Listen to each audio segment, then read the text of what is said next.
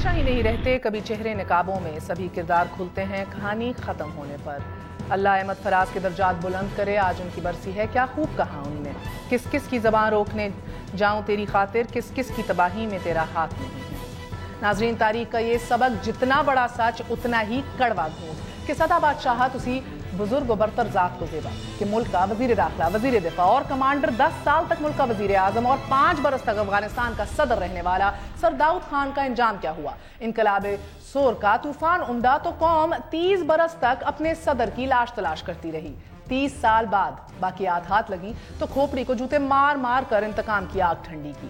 سدا بادشاہت اس پروردگار کی کہ 38 برسوں تک شہر کراچی پر پنجے گاڑے الطاف حسین کی ساری طاقت اور تمام رعونت صرف 48 گھنٹوں میں فٹ پاتھوں پر بکھر گئی۔ 38 برسوں میں پہلی بار خوف کی وہ چادر کہ جو قتل و غارت، بھتہ خوری اور مافیاز کی صورت دہائیوں سے شہر پر تنی تھی، وہ ان 48 گھنٹوں میں تار تار ہو گئی۔ مرکزی دفاتر سیل ہیں تو پچھلے 24 گھنٹوں میں 7 سیکٹر یونٹ آفیسز جو ہیں وہ مسمار کر دیے گئے ہیں۔ خوف کی علامت ہزاروں قداور تصاویر کراچی کا کچرا بن چکی ہیں۔ 90 مکہ چوک جنا گراؤنڈ کے بعد حیدرآباد سے کشمیر تک نہ کوئی بینر آویزاں دکھائی دے رہا ہے، نہ ہی کوئی شناخت۔ طاقت کی علامت سمجھے جانے والا مکہ چوک اب لیاقت علی خان چوک کے نام سے جانا جائے گا۔ سندھ حکومت کے احکامات سے اب شہری انتظامیہ جو ہے اس کو سرکاری زمینوں پر قائم ایم کیو ایم کے دفاتر، سیکٹر اور یونٹ آفیسز کو مسمار کرنے کے لیے 3 دن کی ڈیڈ لائن دے دی گئی ہے۔ ایک کال پر، صرف ایک کال پر شہری زندگی منجمد کرنے والے الطاف حسین اب امریکہ، اسرائیل اور بھارت کو مدد کے لیے پکار رہے ہیں۔ تو کیا بھائی کے ایک اشارہ ابرو پر جان ہتھیلی پر رکھ کر پیش کرنے والے جانثار زمانے کی کروٹ بھانپ چکے ہیں؟ ناظرین، سیاسی قیادت لبستہ ہے تو کارکنان گمگشتہ۔ گرفتاریوں اور پکڑ دھکڑ میں آج ایم کیو ایم رہنما آصف حسنین اور شیراز وحید کو ایئرپورٹ سے حراست میں لے لیا گیا۔ آصف حسنین اسلام آباد روانگی کے لیے ایئرپورٹ پہنچے تھے اور ان کے خلاف ملیر سٹی تھانے میں دہشت گردی اور ٹیلی گرافی دفعات مقدمہ درج ہے۔ تصویر کا ایک رخ یہ ہے، دوسرا آف کورس نیچرلی بڑا رخ یہ ہے سوالات کا۔ یہ کون لوگ پھاڑ رہے ہیں؟ یہ کون لوگ کر رہے ہیں؟ کیا ان اقدامات کے تحت مزید ایم کیو ایم کو وکٹم نہیں بنایا جا رہا؟ آپ کو یہ بھی بتاتے چلیں کہ حکومت پاکستان نے برطانوی حکومت سے لنڈن سیکریٹریٹ بند کرنے کا باضابطہ مطالبہ بھی کر دیا ہے۔ حکومت پاکستان نے الطاف حسین کی پاکستان مخالف ہرزہ سرائی، کراچی میں توڑ پھوڑ اور ملک مخالف سرگرمیوں کی تفصیلات بھی برطانوی حکومت کے حوالے کر دی ہیں۔ پاکستانی ہائی کمیشن نے الطاف حسین کی ان اشتعال انگیز کارستانیوں کے بارے میں برطانوی وزیر اعظم کو بریفنگ دی ہے، اور ادھر وزارت داخلہ نے قانون نافذ کرنے والے اداروں سے ثبوت مانگ لیے ہیں اور ایک خصوصی کمیٹی بھی قائم کر دی ہے جو یہ ثبوت برطانوی حکومت اور اسکاٹ لینڈ یارڈ کو فراہم کرے گی۔ پچھلے 24 گھنٹوں میں الطاف حسین نے امریکہ اور ساؤتھ افریقہ میں 2 مختلف تقاریر کی ہیں، اتنی ہی زہریلی، اتنی ہی اینٹی پاکستان۔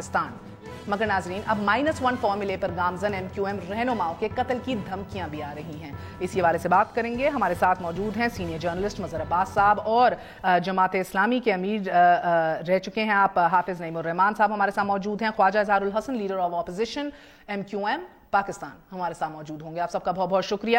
مظہر صاحب، آپ سے آغاز کروں گی۔ پہلے تو یہ بتائیے گا کہ یہ کچھ پتہ لگا ہے، کوئی تفتیش کر رہا ہے اس کے اوپر، کوئی غور ڈال رہا ہے کہ یہ کس نے آج سارے کام کرائے ہیں، کس کے احکامات کے اوپر تصویریں پھٹی ہیں، توڑ پھوڑ کی گئی ہے، یہ سب کام کس کے کہنے پر ہو رہا ہے؟ دیکھیے مہر، یہ تو ظاہر انتظامیہ کو بتانا چاہیے۔ یہ انتظامیہ مظہر صاحب، آپ کو آواز آ رہی ہے؟ جی مجھے آ رہی ہے۔ آپ کو میری آواز آ رہی ہے؟ اب آ رہی ہے، بتائیے سر۔ جی دیکھیے، یہ تو انتظامیہ کا کام ہے کہ وہ بتائیں کہ یہ چلیں دفاتر تو آپ نے سرکاری طور پہ سیل کر دیا، حالانکہ اس پہ بھی سوال اٹھایا جا سکتا ہے کہ کیا قانونی طور پہ کوئی جماعت پر پابندی لگی ہے جس کی بنا پہ یہ سیل کیا گئے ہے؟ کیونکہ آپ پہلے تو پابندی لگائیں اور اس کے بعد ظاہر ہے ان کی ایکٹیویٹیز کو بھی کالعدم قرار دے سکتے ہیں، دفاتر کو بھی سیل کر سکتے ہیں۔ جس طرح آپ نے بالکل آخر میں کہا کہ وہ کام نہ کریں کہ جس سے وکٹم جو 92 میں ہم نے دیکھا کہ ایسا کام نہ کریں کہ جس سے وکٹم کے طور پہ وہ سامنے آئیں۔ اب یہ جس طریقے سے آپ یہ ایکشن کریں گے اس سے ظاہر اور مسٹیریسلی جب کریں گے، یا تو آپ ظاہر آفیشلی پولیس آ کے پورٹریٹ بھی ریموو کر دے، پوسٹر بھی ریموو کر دے، وہ سمجھ میں آنے والی بات ہے۔ لیکن اگر آپ مسٹیریسلی یہ کریں گے اور تاثر یہ دیں گے کہ یہ کوئی شاید عام آدمی کر رہا ہے، عام شہری کر رہے ہیں، تو لوگ اب اس تھیوری کو بائی نہیں کرتے، کیونکہ وہ 92 میں دیکھ چکے ہیں، 94 میں دیکھ چکے ہیں۔ آپ سرکاری طور پہ قانونی کارروائی کریں، الطاف حسین صاحب نے ایک انتہائی قابل اعتراض تقریر کی ہے، اس پہ قانونی کارروائی ہونی چاہیے، اور اگر وفاقی حکومت یہ سمجھتی ہے کہ اتنا مواد ہے ان کے پاس کہ اس پہ پابندی لگا سکتے ہیں تو آپ قانونی راستہ اختیار کریں، ریفرنس فائل کریں سپریم کورٹ میں۔ لیکن یہ جب کارروائیاں ہوتی ہیں کہ اس طریقے سے آپ نے کر لیا اور اس طریقے سے کر لیا، تو اس کے نتائج پھر ویسے ہی نکلتے ہیں جو ہم نے 92 کے بعد دیکھے ہیں۔ ایبسولوٹلی۔ اگر آپ اجازت دیں خواجہ اظہار الحسن صاحب، میں آپ سے جاننا چاہوں گی، ابھی آپ کافی سینڈوچ فیل کر رہے ہوں گے، ایک طرف اسٹیبلشمنٹ ہے، سادہ لباس لوگ چلے کہہ لیجیے دیں، دوسری طرف سر آپ کے وہ بانی ہیں، وہ قائد ہیں جو بات ماننے کو تیار ہی نہیں ہے۔ سر 24 گھنٹے کے اندر معافی نامہ بھی آ گیا، امریکہ کے اندر ایک اور زہریلی اینٹی پاکستان تقریر بھی آ گئی اور ساؤتھ افریقہ کے اندر بھی آ گئی ہے۔ تو مجھے بتائیے کہ آگے کا لاہ عمل یا آگے کا راستہ آپ کیا دیکھ رہے ہیں سروائیول کا؟ بہت شکریہ۔ دیکھیں، سب سے پہلی چیز تو میں یہ گزارش کروں گا کہ جب واضح طور پر ایک تقریر جو پہلی ہوئی، جو پاکستان میں ہوئی، ہم نے اسے ڈیناؤنس کیا، لا تعلقی کا اظہار کیا، معذرت کی، اور ہم نے شرمندگی کا بھی اظہار کیا، اور یہ صرف فاروق بھائی نے نہیں کیا، فاروق بھائی کے ساتھ پوری رابطہ کمیٹی تھی، پورے M P M N A. Yes yes absolutely, I know that. اب آپ بتائیں، اس کے بعد وہاں سے بھی بیان آ گیا اور یہ بھی طے ہو گیا کہ بھئی اس وقت ذہنی تناؤ ہے، اضطرابی کیفیت ہے، طبیعت ٹھیک نہیں ہے۔ اب اس کے بعد ایک اور خطاب ہو، دوسرا ہو، تیسرا ہو، ہمارا جو آپ سے وعدہ تھا وہ یہ تھا کہ ادھر نہیں ہوگی تقریر۔ آئی انڈرسٹینڈ دیٹ، وہ ہو رہا ہے، مگر سر میرا آپ سے سوال ہے کہ اب دیکھیں نا، آپ دیکھ رہے ہیں کہ یہ جو آپ نے وعدہ کیا تھا یہ کچھ قوتوں کے لیے کافی نہیں ہے۔ آپ دیکھ رہے ہیں کہ آج کے پورے دن کیا ہوا ہے سر، پورے کراچی کے اندر بینرز پھٹے ہیں، دفاتر، یونٹس اور سیکٹر انچارجز مسمار کیے، آفیسز مسمار کیے گئے ہیں۔ سو آبویسلی آپ کا یہ جو ایشورنس ہے یہ کافی نہیں ہے۔ تو سر مجھے یہ بتائیے کہ کیوں یہ فاصلہ آپ طے نہیں کر پا رہے بٹوین آؤٹ رائٹ مذمت، آؤٹ رائٹ لا تعلقی اینڈ ڈس ایسوسیشن؟ دیکھیں، ہمارے الفاظ اگر آپ اردو کی ڈکشنری نکال کے دیکھیں گے نا، تو جب کسی چیز کی لا تعلقی، مذمت، شرمندگی، معذرت، تو اس کے معنی آؤٹ رائٹلی ریجیکشن ہی ہوتی ہے۔ آپ کے پاس کوئی اور اگر اردو لغت میں اچھا لفظ ہے تو اگلی پریس کانفرنس میں اس کو شامل کر لیتے ہیں، لیکن جو واضح طور پر ہم نے ایک عہد کیا، ایک عزم کا آپ کے سامنے اعادہ کیا ہے، وہ یہ ہے کہ ہم نے جو تقریر اپنے قائد سے سنی، اس تقریر کے کانٹینٹ سے، اینٹی پاکستان سلوگن سے ہم شرمندہ ہیں۔ ہم نے اس سے لا تعلق۔ خواجہ صاحب quickly in black and white میں، کیونکہ آپ کھری بات کرتے ہیں، آپ کھری بات کرتے ہیں، مجھے بتائیں کہ آپ کو لگتا ہے کہ آپ کے بانی ایم کیو ایم کے قائد ملک دشمنی پہ اترے ہوئے ہیں؟ دیکھیں، اب یہ تو قانون نے طے کرنا ہے۔ اب وہ قانون پاکستان میں بھی موجود ہے، وہ قانون لندن میں بھی موجود ہے۔ میری گزارش یہ ہے، ہم نے اسے سر اگر آپ یہ طے نہیں کریں گے تو آپ بین ہو جائیں گے، ادھر کی جو تاریخ رہی ہے طے اب آپ کو کرنا ہے، آپ کس سائڈ پہ ہیں؟ میری بات سن لیں، ہم نے یہ طے کر لیا ہے، کہ انہوں نے جو گفتگو کی وہ پاکستان کے مفادات کے خلاف ہے۔ ہم نے یہ طے کر لیا کہ ہم نے جو فیصلے کرنے ہیں، ہم نے وہ پاکستان کے مفادات کے خلاف نہ سننے ہیں نہ ہم نے کرنے ہیں۔ ہم نے پاکستان کے لیے، ایم پاکستان کو، پراسپر پاکستان کے لیے، یہ میں سن چکی ہوں سر، یہ سارا کچھ میں آپ کا پہلا انٹرویو میں نے کیا تھا اس پریس کانفرنس کے بعد۔ مجھے آگے کا بتائیے سر، آگے بہت پیش رفت ہوگی ہے پچھلے 24 گھنٹوں میں۔ اب ہمارے اگر دفاتر بند کیے گئے، اگر ہمارے ایم پی ایم این اے کو گرفتار کیا جا رہا ہے، اب ہمیں مختلف قسم کے جو ہے نا وہ خبروں سے موصول ہو رہا ہے۔ ویسٹ کے اندر ہمارے ایک امیدوار کو، جیتے ہوئے امیدوار کو جانتے بوجھتے ہرا دیا گیا ہے۔ تو اب آپ بتائیں نا، پھر اگر ہماری نیت پر کسی کو شک ہے، اداروں کو شک ہے، میڈیا کو شک ہے، تو بھائی ہمیں کلیئر بتا دیں، آپ ہم پہ پابندی لگا دیں۔ ہم اپنی نیک نیتی کے ساتھ پورے کراچی، پورے سندھ کے شہری علاقوں کے مینڈیٹ کو لے کے آپ کے سامنے اب کیا قرآن اٹھائیں۔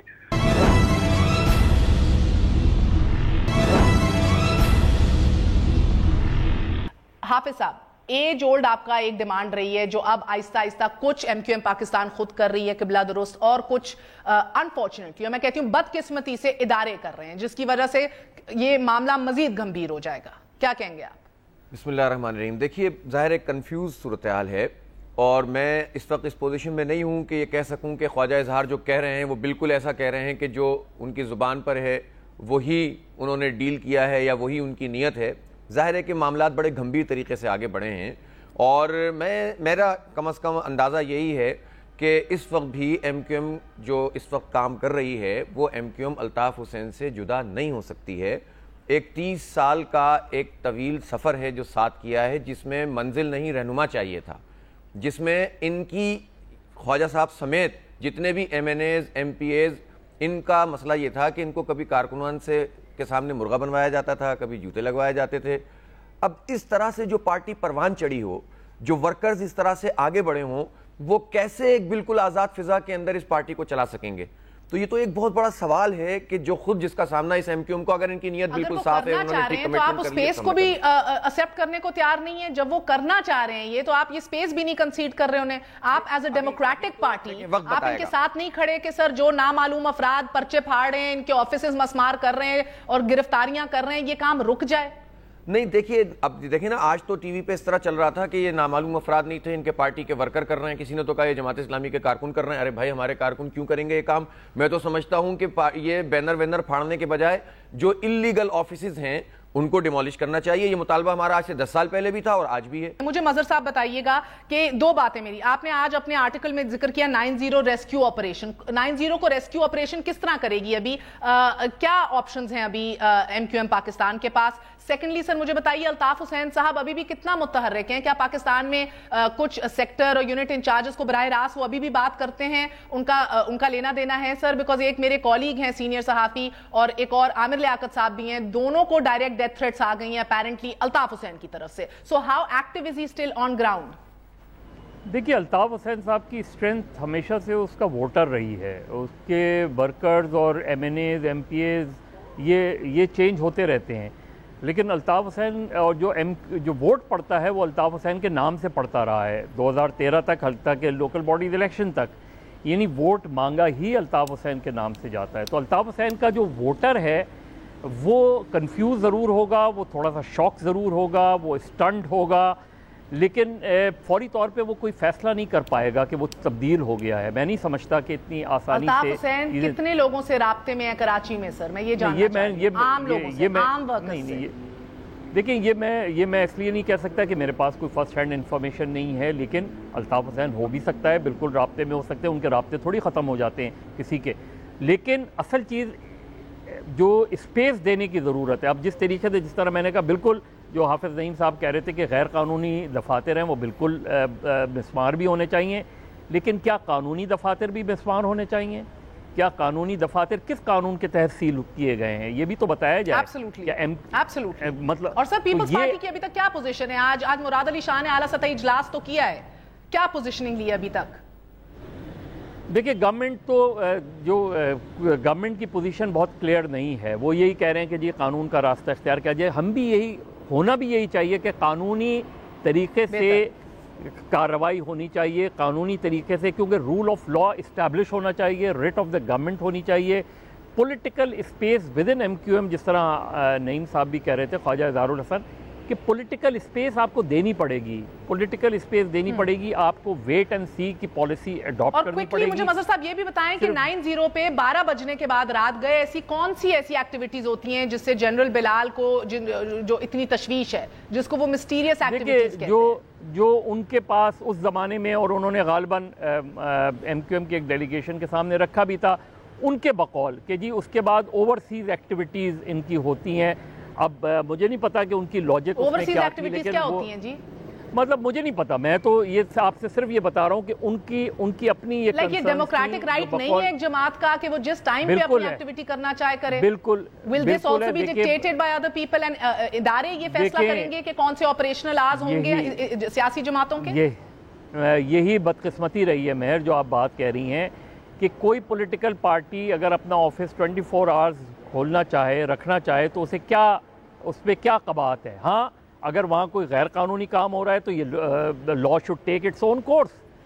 آپ قانونی کارروائی کریں، ان کے خلاف وہ کریں. تو یہ پرابلم ہوتی ہے. مگر یہی بات ہے نا حافظ نعیم الرحمان صاحب، آپ یہ بات سمجھ رہے ہیں کہ اگر یہی چلتا رہا، منتخب نمائندوں کے سر کور کر کے ان کو عدالتوں میں پیش دہشت گردوں کی طرح کرتا کنٹینیو رہا یہ بات، اسی طرح عام معمولی سے کیسز، بھونڈے کیسز بنا کے لوگوں کو اٹھایا جاتا رہا، تو سر یہ تو وکٹمائز ہو جائے گی ایم کیو ایم پوری. دیکھیں، میں تو شروع سے یہ بات کہہ رہا ہوں، جب یہ پورا سینیریو نہیں بنا تھا کہ یہ ہمارے بدقسمتی سے جو پورا جو طرز حکمرانی ہے یہ ظالموں کو بھی مظلوم بنا دیتا ہے.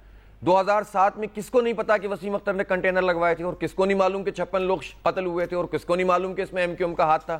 تو یہ 9 سال تک وسیم اختر کو کیوں نہیں گرفتار کیا گیا؟ وہ MLA رہے, میں تو کہتی ہوں وہ وسیم چیئرمین اختر کو بن گئے. نکالیں آپ باہر, ایز اے میئر کام کرنے دیں, تب تک کیس آن میں یہی تو عرض کر رہا ہوں, ملتے ہیں تو اس کو پکڑیں. میں یہی تو کہہ رہا ہوں کہ اس وقت نہیں پکڑا, بنا رہے ہیں. اور جب وہ میئر بننے کی طرف جا رہا ہے تو آپ یہ کام کرتے ہیں. اس کے نتیجے میں مجھے ایسا لگتا ہے کبھی کبھی کہ آپ ان سینٹیمنٹس کو زندہ رکھنا چاہتے ہیں تاکہ اسی طرح کے لوگ کراچی کے اوپر حکمرانی کرتے رہیں. میں یہ سمجھتا ہوں کہ یہ سینٹیمنٹ نہ پیدا کریں. سوچا تھا یہ دن بھی آئے گا کہ جماعت اسلامی کے نعیم الرحمان صاحب حامی بھریں گے؟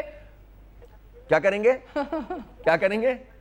میری گزارش سنیں. نہیں, میں تو دیکھیں یہ کہتا ہوں, دیکھیں وسیم اختر صاحب کا معاملہ ہے نا, ان کا ریپڈ ٹرائل کریں آپ. جو ان کے اوپر ایلیگیشن ہے, دیکھیں وہ ایلیگیشن ایسے نہیں ہے جس کو وہ کل سادگی سے کہہ رہے تھے, وہ بیان کر رہے تھے. میں سمجھتا ہوں ان کو فیس کرنا چاہیے, ریپڈ ٹرائل ہونا چاہیے, اور ادھر یا ادھر کر کے ان کو پھر موقع فراہم کرنا چاہیے. ٹھیک ہے, اب مجھے تو ان پورے انتخابی نظام کے اوپر میرے سوالات ہیں جو کہ آج تک کوئی جواب نہیں دے رہا ہے. سپریم کورٹ کہتی ہے ووٹر لسٹ جعلی ہے, لیکن اس کو ٹھیک کر دیا جاتا ہے. وہ ساری چیزوں کے باوجود اب ایک مینڈیٹ موجود ہے.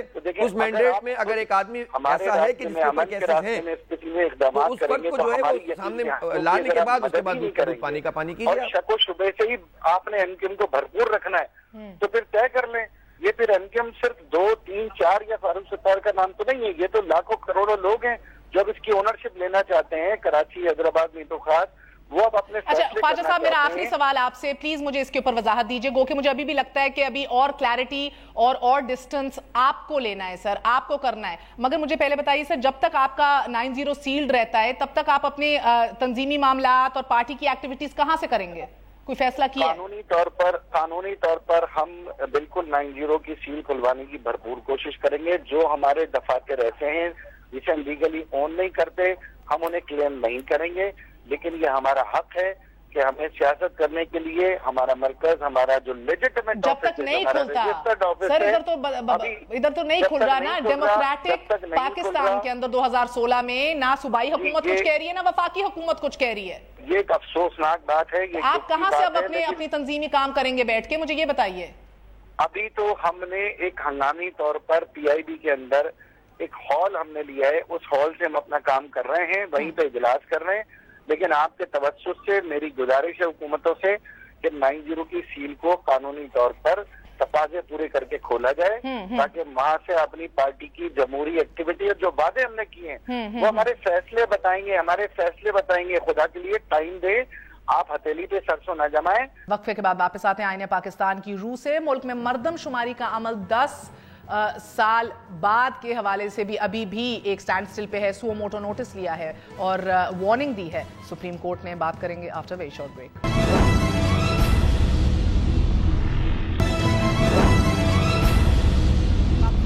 Welcome once again to news I. ناظرین, آپ کو بتاتے چلے آئین پاکستان کی روح سے ملک میں مردم شماری کا عمل ہر 10 سال بعد ضروری ہے, مگر آخری مردم شماری اس ملک میں 18 سال قبل یعنی کہ 1998 میں ہوئی تھی. تقریباً 2 عشرے گزر جانے کے باوجود بھی آئین کے اس نقطے پر عملداری کے لیے عدالت عظمیٰ کو ہی از خود نوٹس لینا پڑ رہا ہے. حکومت وقت کی حجت اور تعویلیں اتنی لمبی ہیں کہ 2018 کے انتخابات سے قبل مردم شماری کا یہ عمل ہوتا انفارچونیٹلی دکھائی نہیں دے رہا. آج سو موٹو نوٹس کی سماعت میں اعلیٰ عدالت نے ایڈیشنل اٹارنی جنرل سے پوچھا کہ کس قانون میں لکھا ہے کہ آرمڈ فورسز کے بغیر مردم شماری ہو ہی نہیں سکتی. قابل عمل منصوبہ بندی کے لیے مردم شماری ایک بنیادی حیثیت رکھتی ہے. پچھلے 8 سال سے پلاننگ اینڈ ڈویژن کے وزیر ملک کی آبادی کتنی ہے, کہ صوبے میں کتنے لوگ بستے ہیں, کہ ضلع میں لوگوں کی تعداد کیا ہے, لوگوں کی تعلیم اور ان کا پیشہ کیا ہے, ان کی اوسطاً عمریں کیا ہیں, یہ سب کچھ جانے بغیر ملک کی منصوبہ بندی کر رہے ہیں. بالکل اسی طرح ہر سال پیش ہونے والا بجٹ بھی آبادی کے تخمینے کی بنیاد پہ ہی پیش کیا جاتا ہے. کچھ دن قبل ہم نے آپ کو بتایا تھا قائمہ کمیٹی برائے خزانہ میں محکمہ شماریات نے تہلکہ خیز انکشاف کیا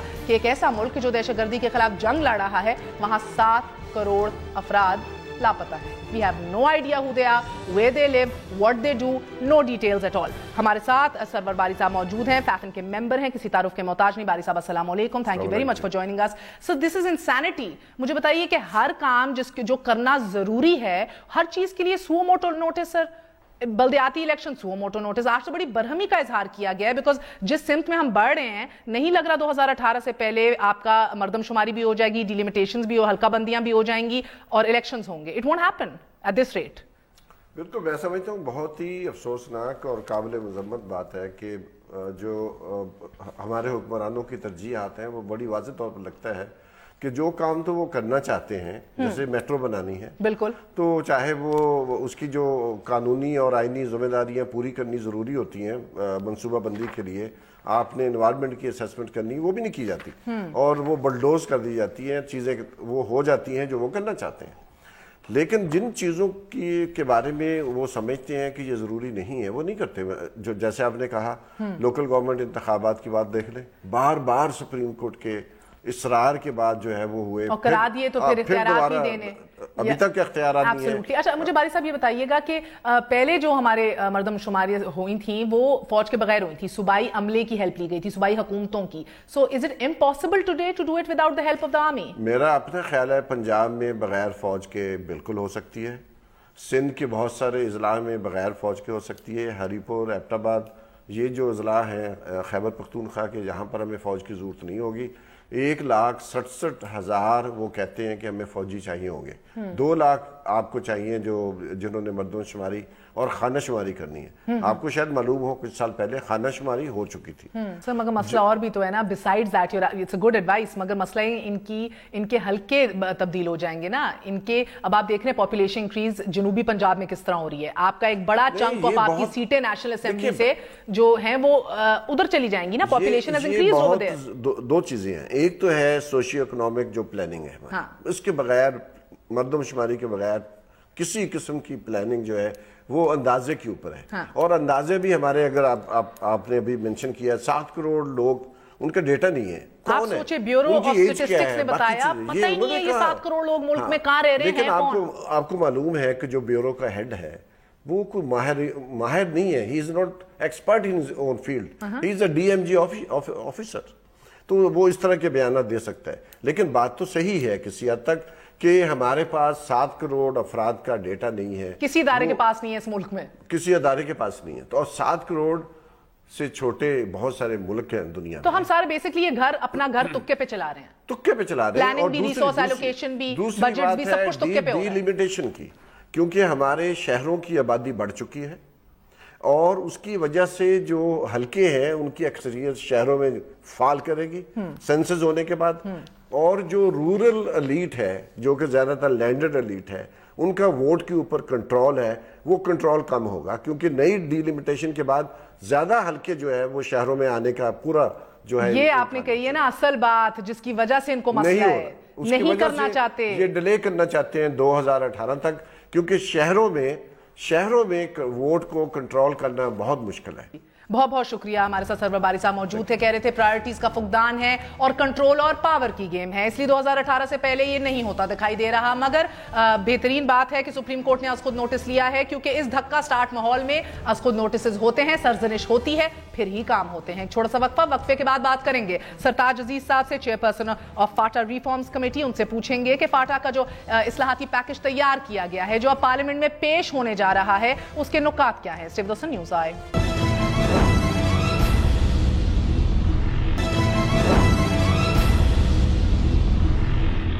once again to news آئے. ناظرین، قومی اسمبلی کی قائمہ کمیٹی برائے خزانہ کے اجلاس میں تہلکہ خیز انکشاف نے ہلا کر رکھ دیا ہے. اسٹیٹ بینک کے حکام نے اجلاس میں انکشاف کیا ہے کہ گزشتہ 5 سالوں میں پاکستان سے غیر ملکی اکاؤنٹس میں قریباً $8 ارب یعنی کہ 8 خرب 38 ارب روپے منتقل ہو چکے ہیں. موجودہ حکومت کے دور میں $600 ملین بیرونی اکاؤنٹس میں ٹرانسفر ہوئے ہیں. یہ بھاری رقوم ہنڈی کے ذریعے بیرون ملک بھیجی گئی کہ جس سے لندن، دبئی اور دیگر ممالک میں پراپرٹی اور فلیٹس خریدے گئے. ان بھاری رقوم کی بیرونی ملک منتقلی کے لیے 92 کے قانون کا سہارا لیا گیا ہے. اس قانون کے تحت فورن کرنسی رکھنے والے افراد کو یہ مراحت حاصل ہیں. ناظرین، 2002 میں پرویز مشرف کے دور میں بھی بیرون ملک کاروبار اور سرمایہ کاری کی اجازت دی گئی، مگر یہ سرمایہ کاری $50 لاکھ سے کم رقم سے مشروط ہے. اس سے زائد رقم کی سرمایہ کاری کے لیے اقتصادی رابطہ کمیٹی سے اجازت لینا لازم ہے. پالیسی کے مطابق کوئی بھی شخص انفرادی طور پر صرف $10,000 رقم لے جا سکتا ہے، لیکن فورن کرنسی اکاؤنٹس رکھنے والے حضرات اس سے مبرہ ہیں۔ یہ ہے وہ قانون کہ جس کے ذریعے گزشتہ 3 دہائیوں میں بیرون ملک خربوں ڈالر کی جائیدادیں خریدی گئی ہیں،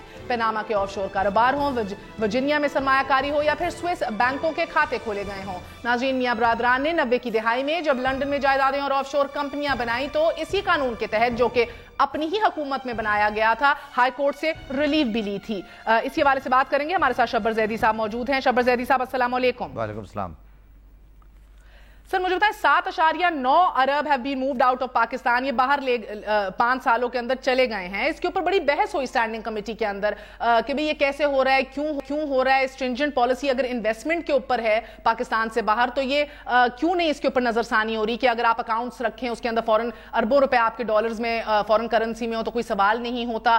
اسی طرح آپ جانتے ہیں بینامی ایک ہم نے آپ سے بات کی تھی، بینامی پروہیبیشن ایک قانون بھی لایا جا رہا ہے، اس سے بھی یہ متصادم ہے۔ Is it not high time کہ غور و فکر کیا جائے یا پیسے جاتے رہیں گے باہر؟ دیکھیں، 2 باتیں پہلے ہم سمجھ لیں کہ ایک آیا تھا 1992 میں ایک جو نواز شریف کی گورنمنٹ میں آیا تھا، اور ایک آیا تھا فورن کرنسی پروٹیکشن آرڈیننس 2001 جو مشرف کی گورنمنٹ میں آیا تھا۔ اس اکاؤنٹ کے تحت فورن کرنسی میں جو اگر انڈیویول کا ہے، کمپنی کا نہیں ہے، اگر کسی انڈیویول کا فورن کرنسی اکاؤنٹ ہے تو اس میں جتنے چاہے وہ پیسے جمع کرائے اور جتنے چاہے وہ پاکستان سے فورن کرنسی اکاؤنٹ باہر بھیج دے، اس پہ کوئی اسٹیٹ بینک کی ریکوائرمنٹ نہیں ہے اور اس پہ کوئی اماؤنٹ لمٹ بھی نہیں ہے۔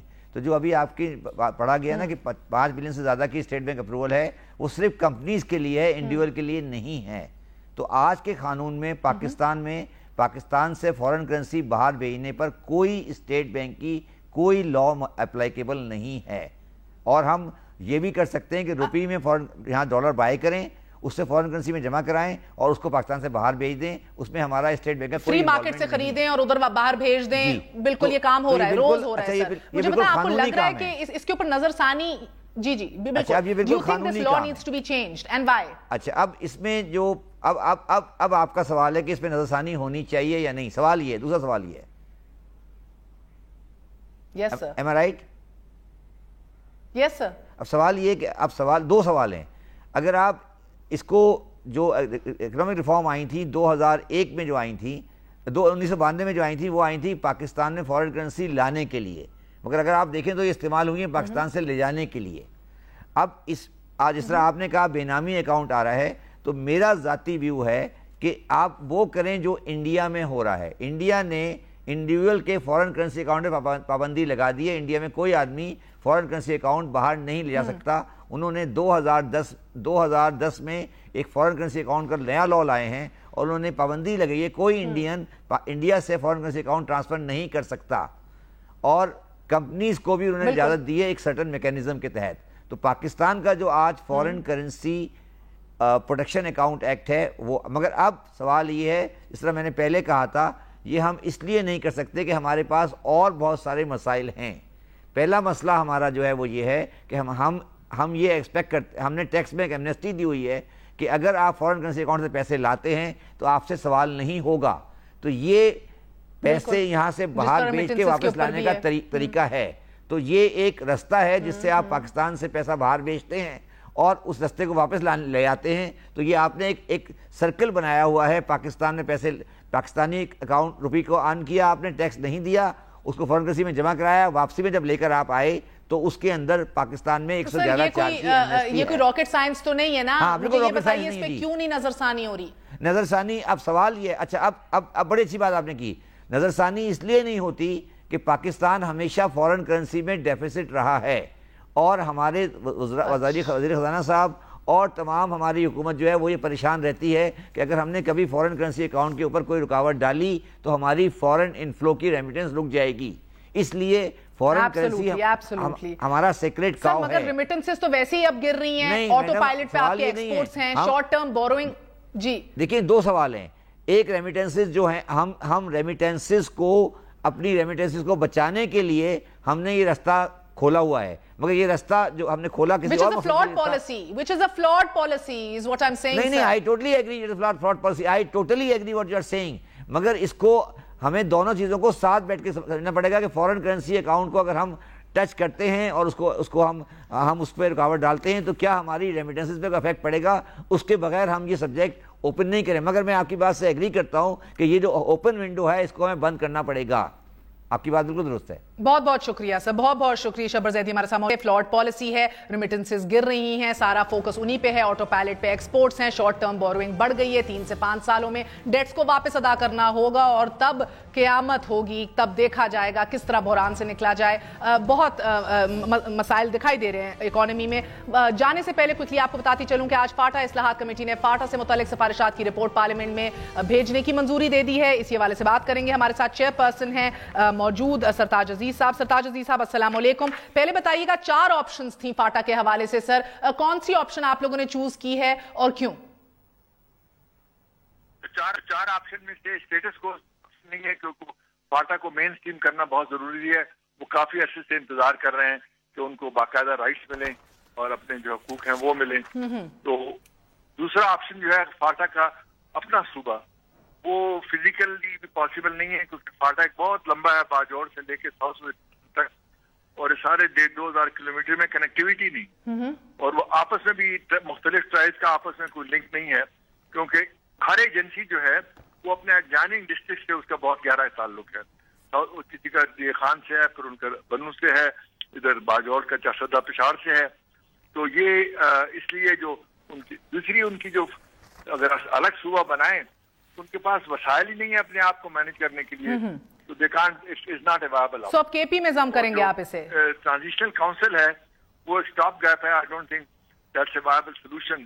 تو overwhelming majority جو تھی اور ہماری کمیٹی میں unanimous opinion تھی کہ merger option is the only option to mainstream Fata. اچھا سر, مرجنگ ہی آپشن ہے. اب خیبر پختونخوا کا حصہ بن جائے گا آفیشلی, اور کتنا ٹائم لگے گا یہ اچیو کرنے میں سر؟ کیونکہ اس کو پہلے پریپیئر کرنا پڑے گا. ہاں. سب سے پہلا جو ہے ضرورت اس بات کی ہے کہ جتنے ٹیمپرری ڈسپلیس پرسنز ہیں وہ دوبارہ واپس اپنے گھروں کو جائیں, وہاں پہ ریکنسٹرکشن ہو. اس میں 1.5 سال لگے گا. اچھا. اس کے بعد جو اس کی سیکورٹی کی اور لا انفورسمنٹ کی ریکوائرمنٹ ہے, وہاں پولیس کوئی نہیں ہے, ایڈمنسٹریٹو انفراسٹرکچر کوئی نہیں ہے, تو کے پی کے گورنمنٹ کے ساتھ مل کر انفراسٹرکچر ان آل دی 7 ایجنسیز. اس کے بعد ڈیولپمنٹ کا جو فنکشن ہے اگر آپ آج مرج کر دیں تو کے پی کے پاس اپنے حصے میں سے اتنے ریسورسز نہیں ہیں, تو فیڈرل گورنمنٹ کو فاٹا کی ڈیولپمنٹ کی رسپانسبلٹی 5 یا 10 سال رکھنا پڑے گی. تو ہمارا جو اگلی اہم ریکمنڈیشن ہے مرجر کے علاوہ وہ یہ ہے کہ 10 سال کا ایک منصوبہ بنایا جائے. اوکے 10 سال منصوبہ. فنڈز کہاں سے آئیں گے سر؟ جو این ایف سی کا ڈویزیبل پول ہے جی اس کا 3% ہر سال ان کو الوکیٹ کیا جائے. اچھا. یہ تقریباً 90 ارب روپے بنتا ہے. اچھا. اس وقت ان کا سارا ڈیولپمنٹ پروگرام صرف 20 ارب, یعنی اس کو 2-3-4 گنا آپ کر سکتے ہیں گریجولی. تو اس 600 ارب کا جب ڈیولپمنٹ پروگرام بنے گا تو 8-10 سال میں فاٹا اس لیول پہ آ سکتا ہے جو کے پی کے باقی انڈیکیٹرز ہیں, اور اس کے لیے ظاہر ہے کہ کیپیسٹی بلڈنگ وہ ساری چیزوں کی. بہت بہت شکریہ. ہمارے ساتھ سرتاج صاحب موجود تھے, چیئر پرسن ہیں فاٹا ریفارمز کمیٹی کے, اور کہہ رہے ہیں کہ اگلے 10 سال کا پلان بنایا ہے. خیبر پختونخوا میں ضم کر دیا جائے گا, ملا دیا جائے گا. فاٹا اور این ایف سی ایوارڈ کے ڈویزیبل پول کے اندر ہی 1 سے 2% جو ہے ادھر کے لیے ڈیولپمنٹس کے لیے مختص کیے جائیں گے. آئی ڈی پیز کا ریٹرن, انفراسٹرکچر, سیکیورٹی, یہ سب کام ہو چکے ہیں. صرف التجا اور ریکویسٹ اتنی ہے کہ فاٹا کے پارلیمنٹیرینز کو بھی اعتماد میں لیا جائے, نہ کہ یہ ایشو کنٹروورشل بنے. بڑی اسموتھلی اس کو ہونا چاہیے. تمام ادارے آن بورڈ ہونے چاہیے, تمام طرح کے اسٹیک ہولڈرز آن بورڈ ہونے چاہیے. اسی کے ساتھ اجازت دیجیے. I'll see you all on Monday. Good night. اللہ حافظ.